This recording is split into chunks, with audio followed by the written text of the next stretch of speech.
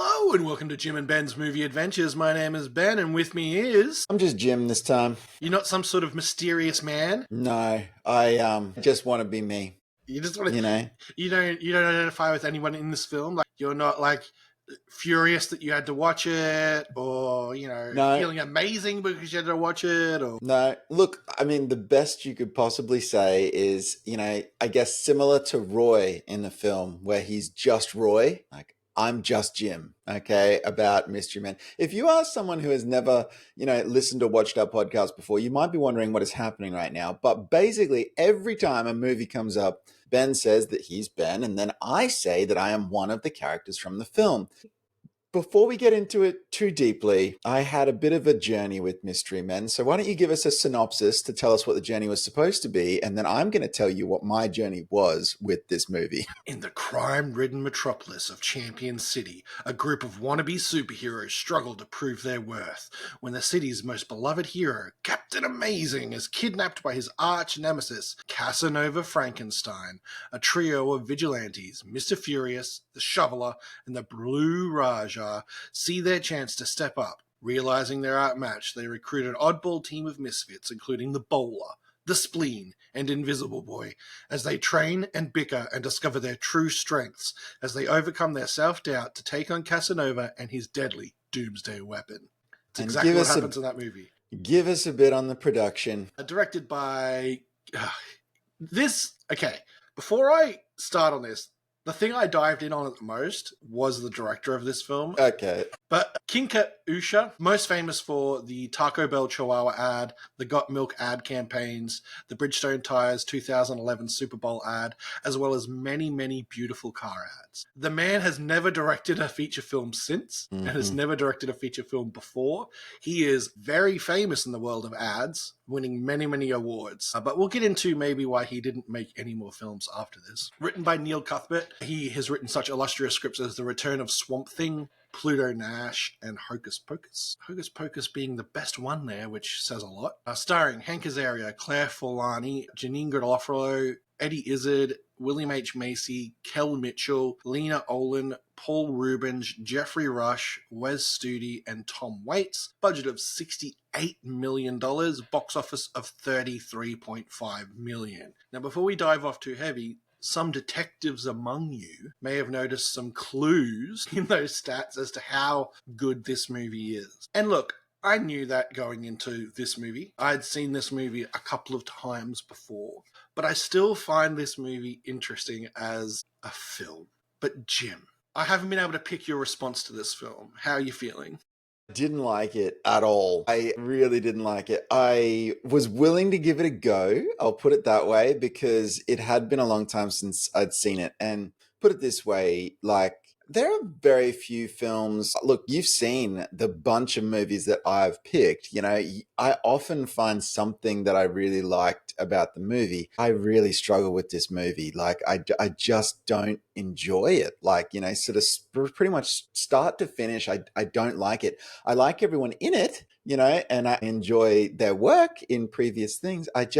This particular mixture of elements I don't enjoy, and it's not hard to see why. I don't think like there's a lot about this film that just doesn't work, it's something that I find really frustrating, particularly because the cast is really great and I just get the concept is quite good as well. The idea that we've got these budget or low grade superheroes that aren't the A team and instead they're just, trying to get through and trying to get some recognition. Like, it's a good comedy premise. It's a great comedy cast. It's just that the execution does not work. My first note is intriguing premise and good cast. Like, you're exactly right. Like, I think the reason I find this film interesting is because it doesn't work. It's not a good movie.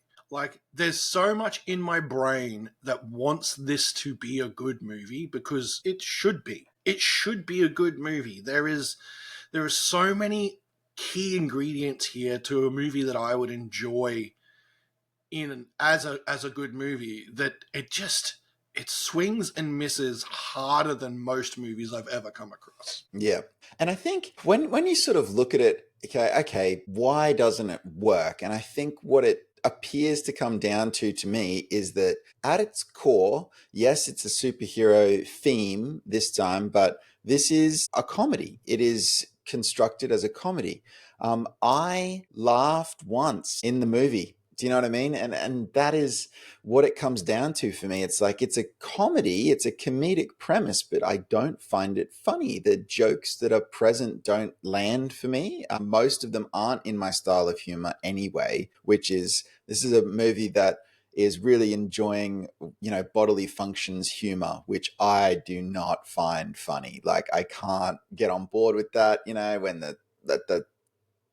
the whole Spleen. sort of I know, yeah, his whole character. I'm like, no, this is not funny to me. Like when the skunk appears at the three quarters of the way through the film mark, I'm like, no, this is not funny to me. Like, when even the banter between the heroes, I'm like, this is not funny to me. And then there's stuff that I look at and I go, I get how this could be funny, particularly, Janine Garofalo's bowling ball father, and she talks to him. I'm like, yes, this sort of should be funny. But then the actual execution and what is so being said and the way it's working, I'm like, it's just, there's not actually a joke here that lands for me. So, and it's, like I said, it's the cast is great. And I've seen all of them be hilarious in many, many different projects. But just not this one. It's one of those projects where I think from what I was reading about when so I watched the film and then did a little bit of my research for this podcast, and it seems like one of those movies where they assembled a talented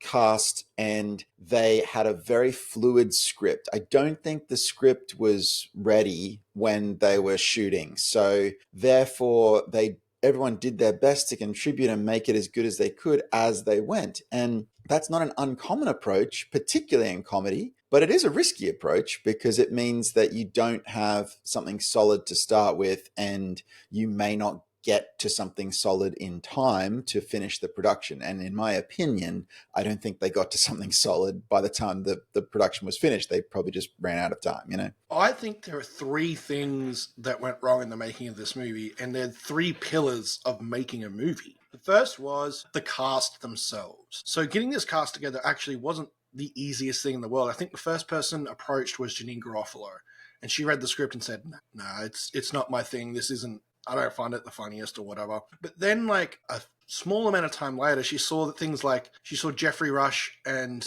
William H Macy had come on board. She's like, well, I like those two guys, and I'd love to work with them, and the payday's right. And you'll hear that a lot from a lot of people in this film. The payday's right. It was a good payday. So she jumped on board, and she's the one who brought Ben Stiller on.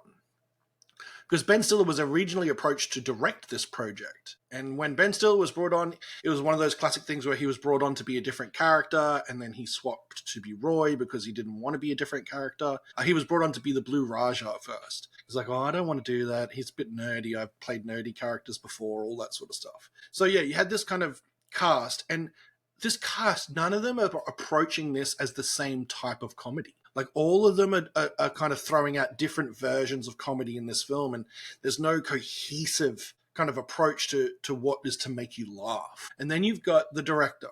The director didn't want to take on the film, but again was convinced to take on the film because Danny DeVito was supposed to do it first, but couldn't agree on what score or how they were going to score the film, and so he walked away. Then they approached Ben Stiller, and he said no, and then they approached Kinker. And Kinker's like, well, okay, yeah, I don't think the script is very funny, is his exact quote. He goes, but I think the premise is intriguing. So yes, I'd love to give it a go. And he was very much like, I've seen a lot of commercial directors go to features before, and they're really stylish and good looking films, but they're not really good at working with the actors. I want to prove that wrong. He did not. And the second bit of that was his world or his industry, which he is a king of. Like he still is. Like he has House Usher, which is a production studio and company who just make advertising campaigns all across the world, who are very, very successful. You've seen all of them, whether you realize it or not. He didn't handle creating something for the length of time he had to create it. He was terrible at going to budget. He wasn't good with working with actors, and he couldn't handle the changing of the script so often. And because of that, you get this really messy film that they shot and then had to stitch together. Like there were, a lot of times when a movie's edited, uh, a character will get cut or a B plot. There were 2 or 3, like a B, a C, and a D plot, that all got cut out of this film because they'd shot way too much and they'd done this and it didn't connect and it didn't do all these things. So yeah, it's just the weirdest mishmash of a film. And like they were given a mission statement to parody the current superhero films of the time. And the current superhero films of the time, I mean, I'm sure you know what they are, Jim. What are they? Yeah, well, this is heavily leaning on the DC films of the Joel Schumacher. 90s, you know. So, and we've already been there. We talked about Batman and Robin, like so.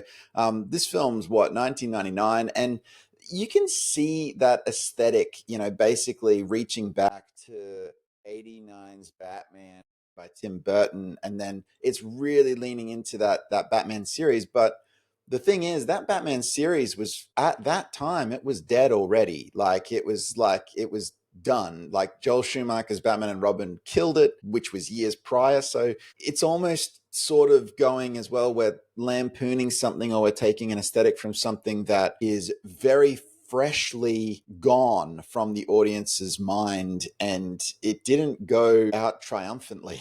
Like it went out, you know, with a whisper, if you like. So it's also, yeah, it's odd visual subject matter to return to at this point in time. Like people weren't interested in that then, particularly then. Like, you know. They even used some of the same sets as Joel Schumacher's Batman and Robin. There was that much crossover with its attempted subject matter. The other thing I want to talk about are the actors individually themselves. Like as I said, it feels like each actor is acting in a different movie, especially of our core mystery men, right? You've got someone who's playing like deadpan comedy, like William H. Macy. You've got someone who's kind of over the top caricature of like the Blue Raja and to a lesser extent Roy, but even Ben Stiller's playing about an amalgamation of 2 or 3 different characters he's played in the past. Like, you know, you can see the bad guy from Heavyweights, you can see the bad guy from Dodgeball, you can see the, you know, all those kind of little bits and pieces intertwined in there. The Spleen is the worst character ever.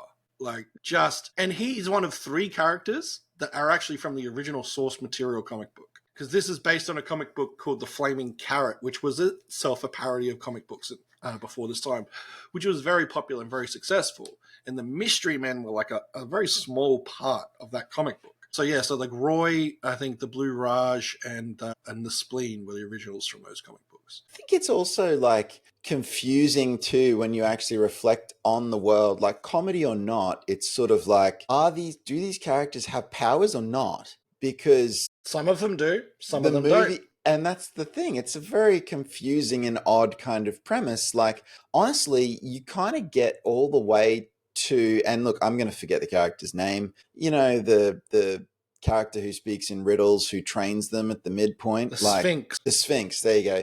You basically get to the Sphinx's introduction before you have a confirmation that people have powers, you know. At least that was my recollection. Like he actually does seem to psychically chop the guns in half, Which he right? never does again. Which he never does again. But at that point, I was like, oh, I guess people do have powers, because even like Captain Amazing, you know, he's got a jetpack and he, you know, punches people. But the world was confusing to me too. I was sort of going, why do these people have powers? Do they not have powers? Like, you know, and then that then makes it odd when they start to question whether they have powers or not, because the world hasn't really established whether or not, you know what I mean? Like the mechanics of the world that they operate in hasn't really been established as to whether or not they do or don't, or whether other people do or don't. Or so it's just confusing. Like it's just a confusing thing. And this movie did not need an added layer of confusion on top of its comedy, which already wasn't quite working, you know?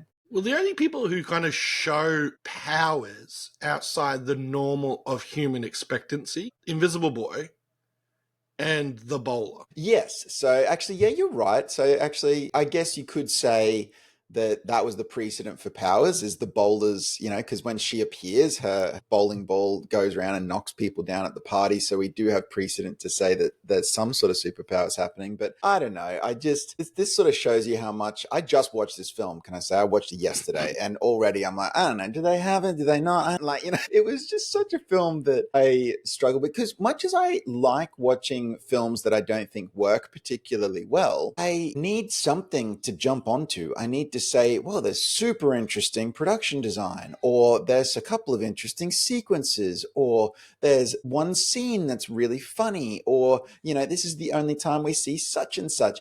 And when I look at Mystery Men, I don't have any of that. I just have scene after scene, which is kind of boring, which I really struggle with. And also anything that's an attempted sort of love interest for Mr. Furious doesn't work at all, because Mr. Furious is just an awful human being. So it makes no sense as to why, the waitress, Claire Forlani, actually has any kind of attraction to him whatsoever. And it's one of those movies where you get to the end of the film and it's like, well, she's with him because it's the end of the film now, and we've reached that point in time, so that must happen. He needed a motivation to overcome and become a hero. So there's a couple of cameos in this film, like Doug Jones.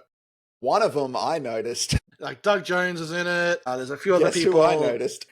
I'm going to guess you noticed Michael Bay. I did. Actually, it wasn't actually a laugh, truth be told, but it was funny. Like, to me, when Michael Bay, because the thing he says, Michael Bay shows up in the movie for one scene as one of the frat boys, that's pitch perfect casting right there. Like, Michael Bay is a frat boy gang member, and he says, "Can we bring brewskis?" And I just thought that's so on brand for him, and that definitely brought a smile to my face. So, but yes, aside from that, that was pretty much all we had there. I mean, he had to have known the director because of the worlds they both came from. Yes. Which is very interesting to me.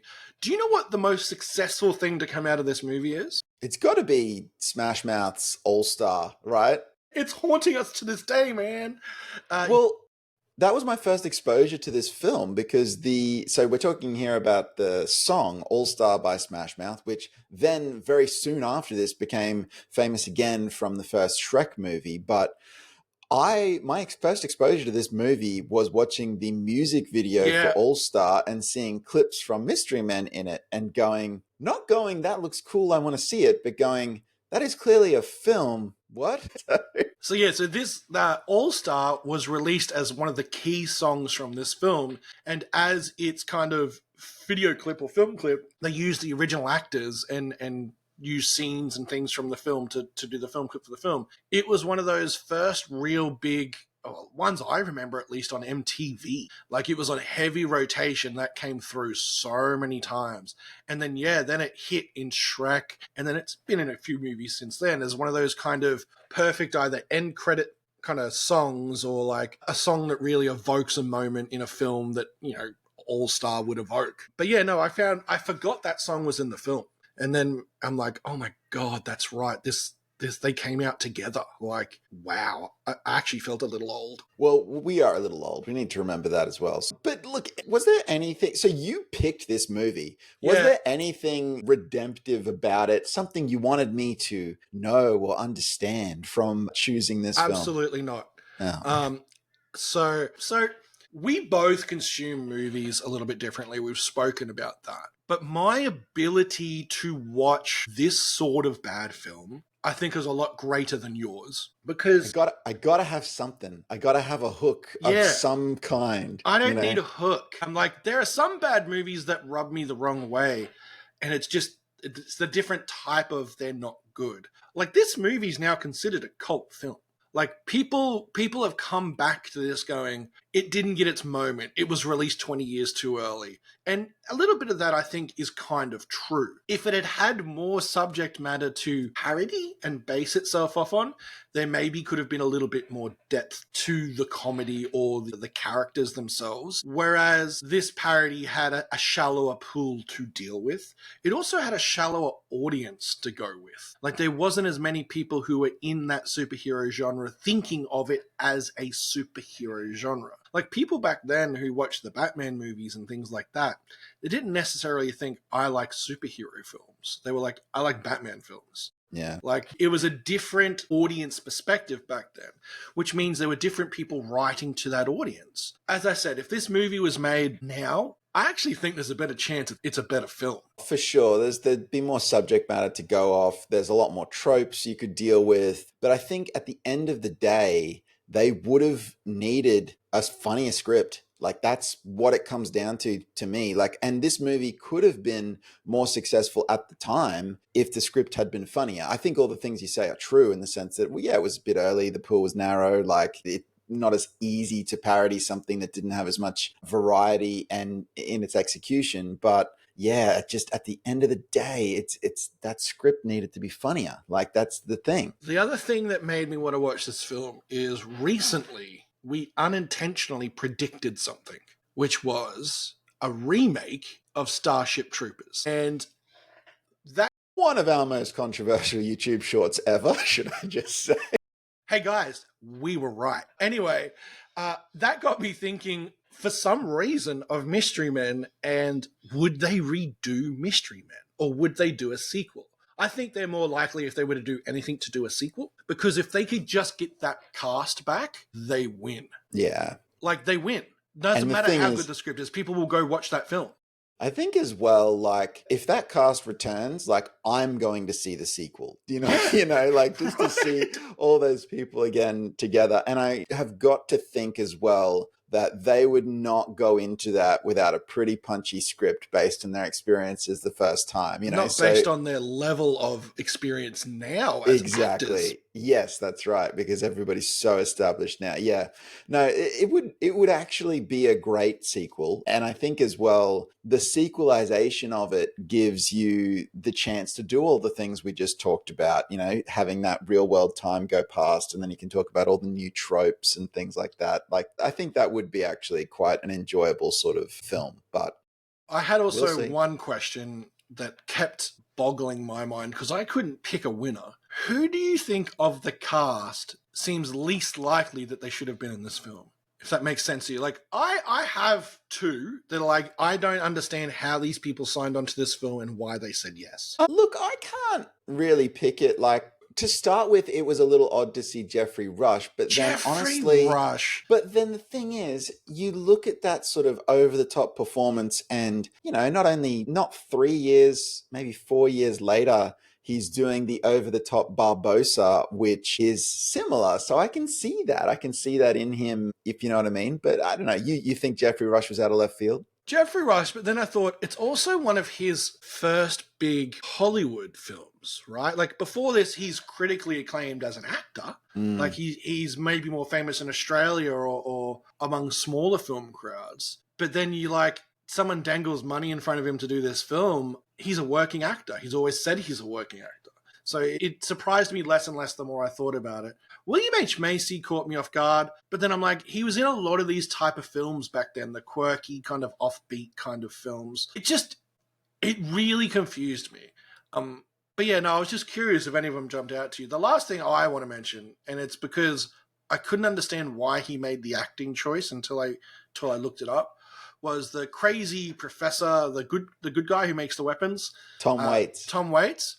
Yep. Do you know why he was doing all the weird hand stuff? No. How he had his fingers in front of his face? He had his lines written on his fingers. It doesn't surprise me. He was reading them off his fingers, not his hands, his fingers. So he had you'd see him kind of raise them up and stuff. Because I'm looking, I'm like, that's the weirdest acting choice, man. Like, I was wondering if he was affected by some sort of substance while filming. Nope. Just reading his lines off his hands. Well, look, I don't know if I'm going to thank you for choosing Mystery Men, but... Look, here's the deal. You should thank me, because anything we watch next, no matter what you pick, has to be better. Well, before I get to what I did pick, did you have any final thoughts, or have we said them? Look, as I've said it before, as a weird piece of history, as a weird piece of how can something go so wrong, this movie is interesting to me. Because this movie does go so wrong. It misses its goal. Like, I've spoken about it before, right? If a movie achieves its goal, whether you like it or not, it should be counted as a successful piece of art. Yeah. This is not a successful piece of art. It definitely You can't look at this and go, hey man, people worked really hard on it, which they did. People got together and they made a piece of art and they achieved their goal. They didn't, because I think there were 5 different goals that people were aiming for, and they didn't quite hit any of them. I think my final thought would be I'm trying to pinpoint in my mind, because I am, of course, the guy who picked Batman and Robin with some level of glee, right, for our particular Yeah. podcast. And I think the thing that I'm missing with Mystery Men, because you're right, Were in sweet, this, sweet ice puns. no, but in a sense of a piece of cinema history, that this is an interesting moment in time. And I felt the same about Batman and Robin, that it's a terrible film, but it's an interesting moment in time. Batman and Robin has the advantage of a lot of material by the director and the cast in the form of comprehensive retrospectives, where they actually explain all of the things that went wrong behind the scenes. And that is then very enjoyable to learn about and go into. And Mystery Men, because of its perhaps obscurity and not being tied to such a big franchise, we don't have any of that. We are There's really much... some of it. It all boils down to not proud of what we did, tried to leave halfway through the production. Yeah, like you can get these stories, but Yeah. in terms of like a comprehensive retrospective, we don't have that for this property. So I think that's where I was sort of a little bit like, yeah, it is interesting, but there's definitely a lack of information compared to some other giant disasters that we've looked at in the past, you know. But look, why don't you tell the good people of the interwebs where they can find us, and I will tell you how you have inspired where we're going next. If you want to listen to any of our content that we've done previously or anything that we'll do in the future, you can do so in a couple of places. You can do so at YouTube, iTunes, and Spotify, and all those places you find us under Jim and Ben's Movie Adventures. If you want to see us muck around on the old Instagram or TikTok, you can do so. Instagram is Jim_and_Ben, and TikTok is Jim and Ben's Movie Adventures. When you do find any of those places, please like, comment, and subscribe. Because look, we're going to be right. There's going to be a Mystery Men. Maybe it'd be called Mystery People, because, you know, we're a bit more woke now. But hey, there's going to be a sequel, and we're the first to let you know that this is going to happen. Because we were the first to let you know about Starship Troopers. We're the first to let you know about this. So let us know what movie you'd like to see a sequel to or a remake to. Let us know your favorite horrible film. We'd love to hear it. We'd love to even maybe watch some of those films. But otherwise, Jim, what horrible film are you going to make us watch next? I don't think it's a horrible film, but you've been wrong before. There are others who do. I find this film fascinating, and I don't know if you've seen it. You probably have, but the thing that got me to pick this film was actually Tom Waits. Tom Waits is a fascinating character in real life. So he is a weirdy McBeardy. Yeah, obviously being the Q, if you like, or the weapons specialist from Mystery Men that we just watched. And it started me going, yeah, he does some interesting stuff. And then I went, ooh. So we are actually going to watch a film that has a lot of what I'd call interesting stuff. 2009's The Imaginarium of Dr. Parnassus. I haven't seen this.